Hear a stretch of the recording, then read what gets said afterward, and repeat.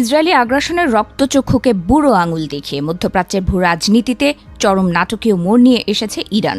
তেহরানের পক্ষ থেকে এবার এমন এক বিস্ফোরক ঘোষণা এসেছে যা এক নিমেষেই কাঁপিয়ে দিয়েছে তেল আবিব থেকে শুরু করে ওয়াশিংটনের নীতি নির্ধারকদের। কুদস ফোর্সের প্রধান জেনারেল ইসমাইল কানি সরাসরি হুঁশিয়ারি দিয়ে জানিয়েছেন, দখলদার বাহিনীকে 4 দিক থেকে ঘিরে ফেলতে একটি অভূতপূর্ব নিরেট প্রতিরোধ বলয় গড়ে তোলা হয়েছে।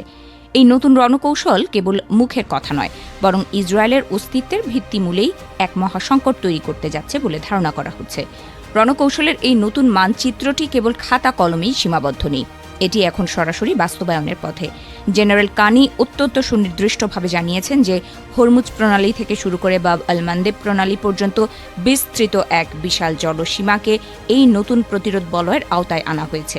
এর অর্থ দ্বারায় সমুদ্রপথের যে সমস্ত রুট ব্যবহার করে ইসরায়েল তার বাণিজ্যিক ও সামরিক কার্যক্রম সচল রাখত, তার প্রতিটি প্রবেশদ্বার এখন প্রতিরোধ যোদ্ধাদের সরাসরি নজরদারির মধ্যে চলে এসেছে। আন্তর্জাতিক বাণিজ্যের এই লাইফলাইনগুলোকে হাতের মুঠোয় নিয়ে ইসরায়েলকে এক প্রকার শ্বাসরুদ্ধকর পরিস্থিতির দিকেই ঠেলে দেওয়া তেহরানের মূল লক্ষ্য। পশ্চিমা বিশ্ব যখন ইউক্রেন আর এশিয়ার রাজনীতি নিয়ে ব্যস্ত, ঠিক তখনই মধ্যপ্রাচ্যের বুক চিরে এই মাস্টার স্ট্রোক খেলল ইরান। জেনারেল কানির এই ঘোষণাটি এমন এক সময় এলো যখন গাজা এবং লেবানন সীমান্তে ইসরায়েলি সামরিক বাহিনী চরম ক্ষয়ক্ষতির মুখোমুখি হচ্ছে। এই নতুন বলয়টি আসলে বিচ্ছিন্ন কোনো সশস্ত্র গোষ্ঠীর জোট নয়, বরং এটি একটি সুশৃঙ্খল এবং সমন্বিত সামরিক নেটওয়ার্কের রূপ নিয়েছে। ইয়েমেনের আনসারুল্লাহ থেকে শুরু করে লেবাননের হিজবুল্লাহ এবং ইরাকের প্রতিরোধ বাহিনী সবাই এখন একই সুতোয় গাঁথা হয়ে একযোগে আঘাত হানার জন্য প্রস্তুত হচ্ছে। এই নাটকীয় ঘোষণার পর থেকেই তেল আবিবের সামরিক সদর দফতরে চরম উত্তেজনা বিরাজ করছে বলে বিভিন্ন আন্তর্জাতিক সূত্র দাবি করেছে। এতদিন ইসরায়েল কেবল তার সীমান্ত এলাকাগুলোতেই রকেট কিংবা ড্রোন হামলার আশঙ্কায় থাকত, কিন্তু এখন তারা বুঝতে পারছে যে লোহিত সাগর কিংবা ওমান সাগরের মতো দূরবর্তী জলসীমাতেও তাদের কোনো জাহাজ আর নিরাপদ নয়। সমুদ্রের বুক চিরে ধেয়ে আসা যে কোনো অদৃশ্য আঘাত যে কোনো মুহূর্তে তাদের অর্থনীতিকে পঙ্গু করে দিতে পারে, এই চরম সত্যটি এখন তাদের রাতের ঘুম কেড়ে নিয়েছে।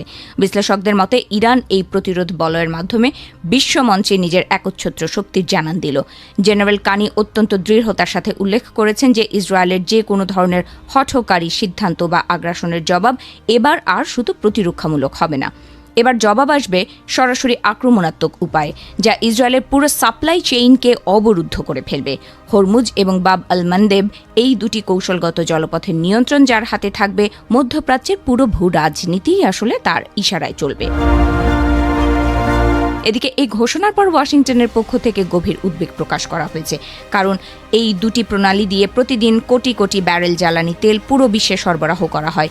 ইরান যদি সত্যি এই প্রতিরোধ বলয়কে পুরোপুরি কার্যকর করে তোলে, তবে তা কেবল ইসরায়েলের জন্য নয়, বরং পুরো পশ্চিমা বিশ্বের অর্থনীতির জন্যই এক মহাসংকট ডেকে আনবে। মার্কিন যুদ্ধজাহাজগুলো লোহিত সাগরে টহল দিলেও প্রতিরোধের এই নতুন কৌশলের সামনে তারা কতটা কার্যকর ভূমিকা রাখতে পারবে তা নিয়ে খোদ পেন্টাগনের ভেতরে চরম বিতর্ক সৃষ্টি হয়েছে। জেনারেল কানির এই হুঙ্কারকে মধ্যপ্রাচ্যের প্রতিরোধকামী মানুষগুলো দেখছেন এক নতুন আশার আলো হিসেবে।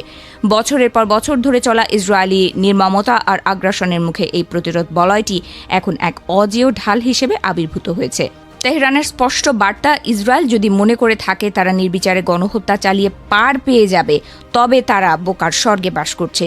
এই বলয়টি এমনভাবে তৈরি করা হয়েছে যা প্রতিনিয়ত সংকুচিত হতে হতে একদিন ইসরায়েলি আগ্রাসনকে চিরতরে স্তব্ধ করে দেবে।